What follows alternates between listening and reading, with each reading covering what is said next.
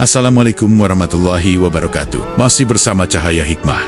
Tempat sejarah tidak hanya dikenang, tetapi direnungkan, agar kesalahan yang sama tidak kembali menuntut harga. Jika di episode sebelumnya, kita menyusuri Andalusia, negeri yang runtuh karena retaknya nilai dan persatuan, maka kali ini kita melangkah ke timur, menuju sebuah kota yang pernah menjadi jantung peradaban dunia, sebuah kota bernama Baghdad. Baghdad bukan sekadar ibu kota, ia adalah rumah ilmu, tempat akal dan iman duduk berdampingan. Disinilah dunia pernah belajar membaca, berhitung, berpikir, dan merenung. Ketika Eropa masih gelap, Baghdad telah bercahaya di bawah naungan Khalifah Abbasiyah. Ilmu pengetahuan tumbuh subur, bukan karena paksaan, tetapi karena penghormatan pada akal dan wahyu. Di kota ini berdiri Baitul Hikmah, rumah kebijaksanaan, tempat kitab-kitab dari Yunani, Persia, India diterjemahkan, dikaji, dan dikembangkan. Bukan sekadar disalin, tetapi dihidupkan kembali. Dari Baghdad lahir ilmu aljabar melalui Al-Khawarizmi, kedokteran melalui Ibnu Sina, filsafat melalui Al-Farabi, dan astronomi yang mengarahkan manusia ke langit tanpa melupakan Tuhan. Baghdad mengajarkan satu hal penting: Islam tidak takut pada ilmu, Islam justru memuliakannya.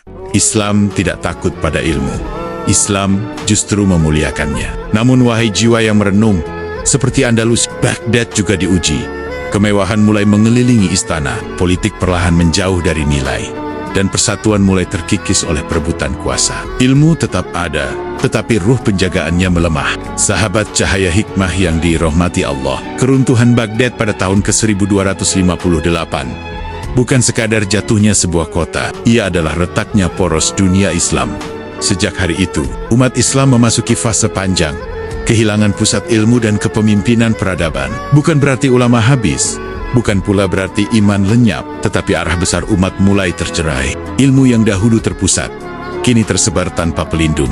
Ulama tetap ada, namun tidak lagi dinaungi kekuatan politik yang adil. Kekuasaan berjalan tanpa hikmah, hikmah hidup tanpa perlindungan kekuasaan.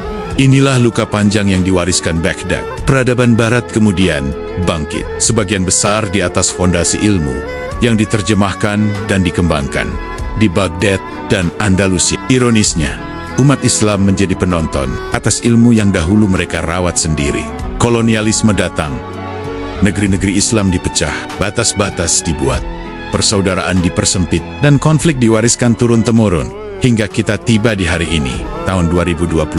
Umat Islam masih besar secara jumlah, tetapi rapuh secara persatuan. Kita memiliki banyak sekolah, tetapi kehilangan arah pendidikan. Kita memiliki banyak masjid, tetapi sedikit ruang dialog yang menyejukkan.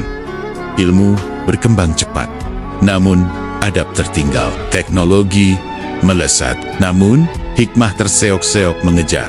Baghdad seakan kembali berbicara kepada kita. Kami runtuh bukan karena kurang kitab, tetapi karena gagal menjaga nilainya. Hari ini, kitab tidak lagi dibakar dengan api, tetapi dikeringkan dari makna.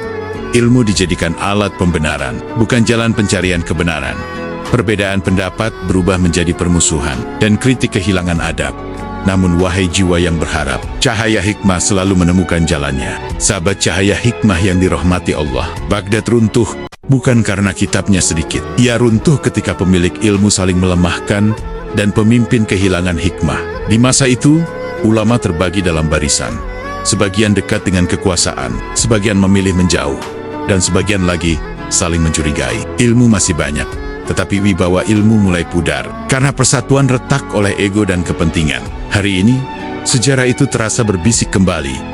Di tengah umat, kita menyaksikan konflik di antara para habaib. Mereka yang secara nasab dimuliakan, secara moral diharapkan menjadi peneduh, namun justru menjadi pusat kegaduhan umat. Bukan karena mereka kurang cinta Islam, tetapi karena perbedaan sikap berubah menjadi pertarungan pengaruh. Dakwah bergeser menjadi pembelaan kelompok. Nasab dijadikan bendera, bukan amanah. Seperti Baghdad dahulu, masalahnya bukan pada ilmunya, bukan pula pada kemuliaan nasab, tetapi pada hilangnya hikmah dalam menyikapi perbedaan.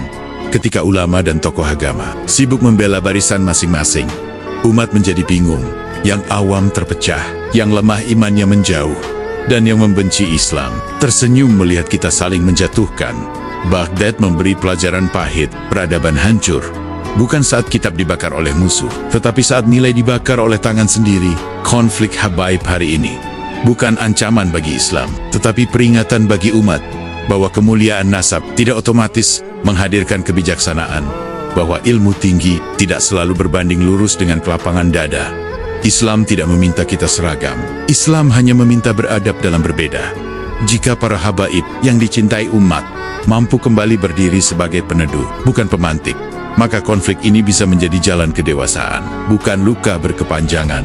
Baghdad runtuh karena ilmu kehilangan penjaga moralnya. Jangan biarkan umat hari ini kehilangan penunjuk arah karena tokohnya sibuk beradu sorotan.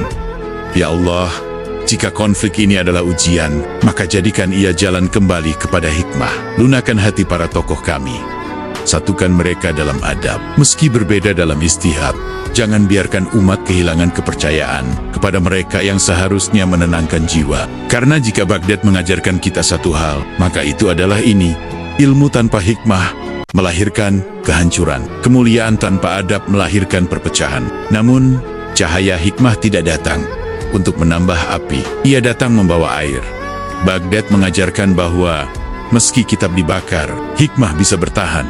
Jika ada yang mau menjaganya, maka hari ini harapan itu ada pada mereka yang berani menurunkan suara, meninggikan adab, dan mengutamakan persatuan di atas kemenangan kelompok.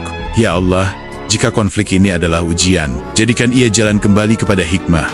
Lunakan hati para tokoh kami, satukan mereka dalam adab. Meski berbeda dalam istihad, jangan biarkan umat kehilangan arah karena tokohnya kehilangan ketenangan. Jika Baghdad pernah bangkit dengan ilmu yang beradab, maka umat hari ini bisa bangkit dengan akhlak yang sama.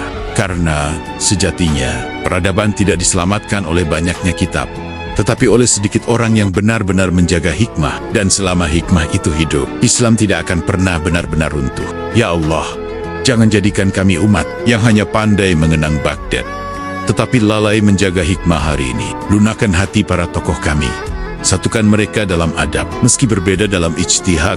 Jauhkan umat ini dari perpecahan yang melemahkan. Hidupkan kembali ilmu yang melahirkan kerendahan hati. Tumbuhkan pemimpin yang menenangkan, bukan mengeraskan, dan jadikan kami penjaga hikmah. Di zaman yang mudah terbakar emosi, sahabat cahaya hikmah yang dirahmati Allah. Namun cahaya Islam tidak berhenti di Baghdad.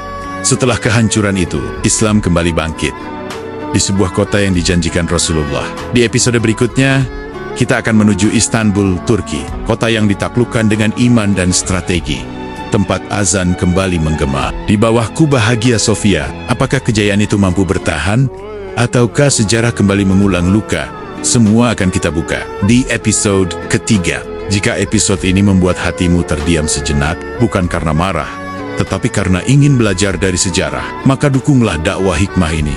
Like, agar cahaya ini terus menyebar. Subscribe, agar kita belajar sejarah dengan adab. Tulis komentar dengan bahasa yang santun, karena perbedaan yang beradab adalah tanda umat yang dewasa. Tetap bersama cahaya hikmah, karena selama hikmah dijaga, umat ini selalu punya masa depan. Wassalamualaikum warahmatullahi wabarakatuh.